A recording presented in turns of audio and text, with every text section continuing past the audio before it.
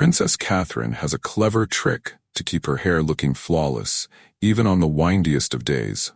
When stepping off a plane during royal tours, she often wears a hat to shield her hair from the strong gusts of wind. According to etiquette expert Micah Meyer, this practical approach is a simple yet effective way to maintain a polished appearance.